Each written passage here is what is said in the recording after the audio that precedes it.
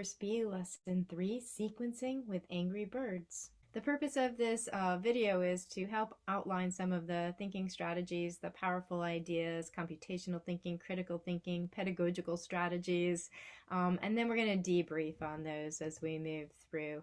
Again, we're asking you to teach 3 lessons of the 7 amazing lessons that are included, including Lesson 3, Lesson 4, and Lesson 5. Lesson 1 is digital footprints, which I think is important for safety, and we do encourage you to start with Lesson 1 and then do Lessons 3, 4, and 5.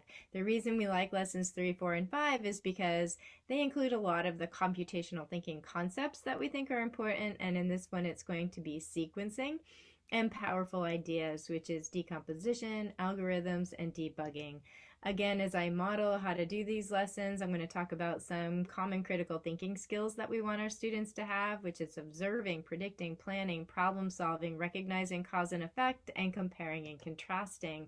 And we're going to use different pedagogical strategies in addition to direct instruction, student-centered learning, giving students time to play, to think, and to code, just experiment with what they can do in the workspace and the toolbox and the play space.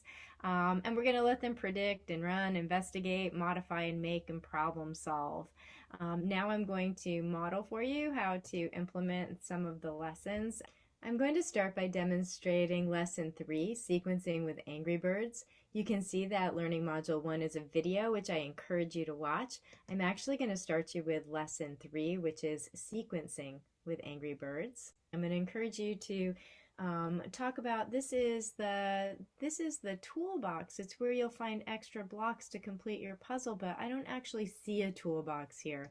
What I see in this one is a workspace and a play space. Again, take some time to allow the students to observe what is happening. What we don't want is them just rushing through the lessons really fast. I mean, they might think the objective is to get Angry Bird to the pig quickly and then move on to the next lesson. But the purpose of these first few lessons is to get them familiar with these different spaces and the different features, things that they can do.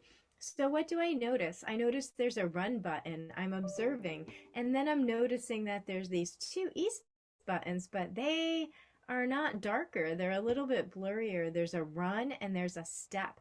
Compare and contrast. Predict. What do I think is the difference between the run button and the step button? I think that the run button is going to take Angry Bird all the way to the pig, whereas the step button will decompose this big problem, which is to get the bird to the pig, into smaller individual problems to go one step at a time. So that's to decompose. So let's see. Let's allow kids time to play. What happens when I hit run? What do I think will happen? I don't think anything's going to happen because there's no code there yet.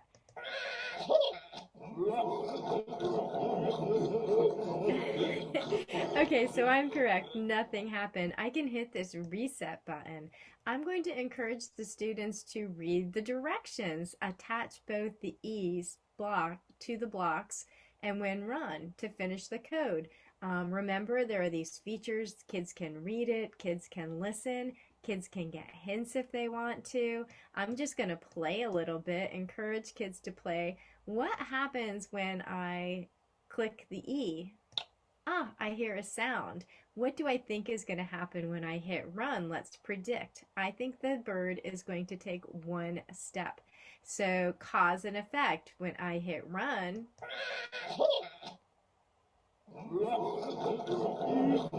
the effect is that Angry Bird takes 1 step. Continue to play. I'm going to snap the second piece in. What do I think is going to happen when I hit run? Let me try this going step by step. Well, I'm going to go run. So I think that Angry Bird is going to get to the pig.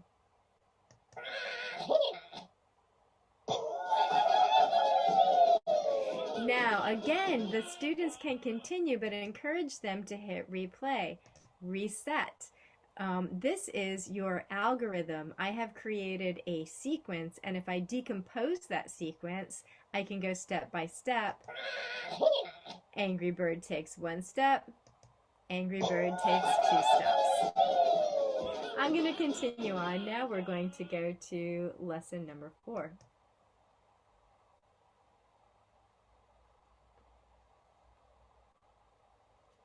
So again, I want to do the same thing. I'm going to observe the code.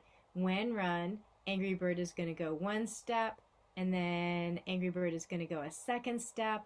Do I think Angry Bird is going to get to the pig? I don't think Angry Bird is going to get to the pig. Encourage them to play. I can pull these apart in the workspace. I can put them back together in the workspace. I also have a toolbox in this one. This is new. I did not have a toolbox before. I can drag those. I can drag them out. If I want to drag 2 over, I can drag 2 over. Notice these are lighter in color and these are darker in color.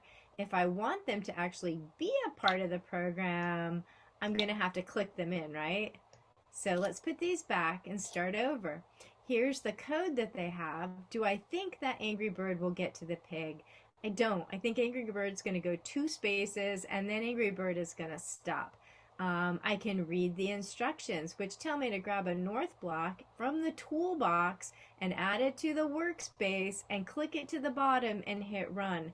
I would encourage you to decompose this. Angry Bird needs to take 1 step. Angry Bird needs to take 2 steps. Angry Bird needs to turn and then take another step. So let's see what happens when I hit run. Exactly what I thought. He's only going 2 steps. I can reset that. Let's make a plan. Something isn't right yet. To fix this, I need to follow the directions. Notice what happens if I put it here and it's not dark. Run. Nothing happens. It's not going to be red unless you connect it. So I am going to connect it. Again, this is my algorithm. I have created a sequence. I'm going to go east. I'm going to go east. I'm going to go north. This is my algorithm. I'm going to hit run.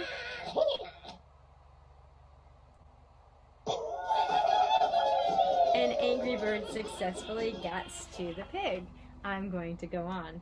So in lesson 5, this is particularly looking at debugging. So I'm going to observe my workspace and see that I have an algorithm that says go south, go west, and then go south again. So do I think I see what the problem is? I do. I don't think I'm going to need to go south again here. So I'm going to debug this program. But before I do that, I'm going to decompose it and I'm going to see what I already have. So I'm going to take a step. I'm going to take another step. Looks like it's working. West and west. I'm going to take another step. I've gotten the pig.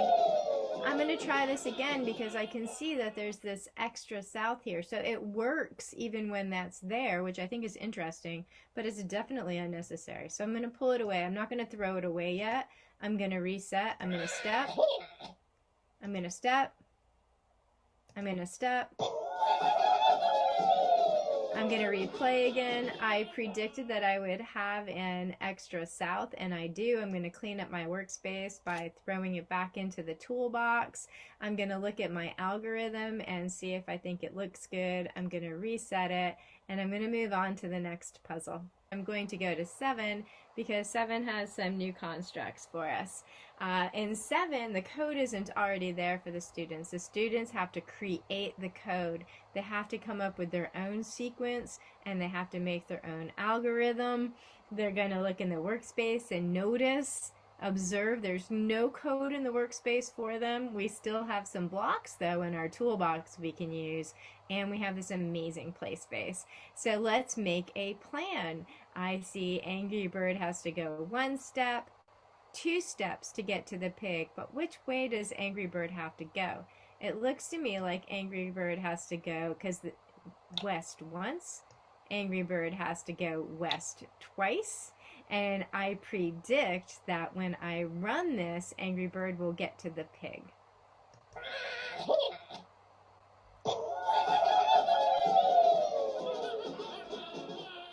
And that is it for lesson 3. So let's debrief. We use sequencing. We put codes in an order and created a sequence. We broke our codes down into steps. We moved Angry Bird 1 step at a time through the maze. We created an algorithm, which is just all the program that we used, and we also debugged. So the kids are going to have problems. So chances are they did something and needed to go back and fix it. And that is debugging. Our critical thinking skills, we observed the code, we predicted what was going to happen, we made a plan for how to get Angry Bird to the pig, we solved problems when they arose, cause and effect. When I click the button, Angry Bird takes a step. Compare and contrast. How does the blocks, the code in the blocks look like the code that I see? How do the different puzzles compare and contrast with each other? And we created sequences.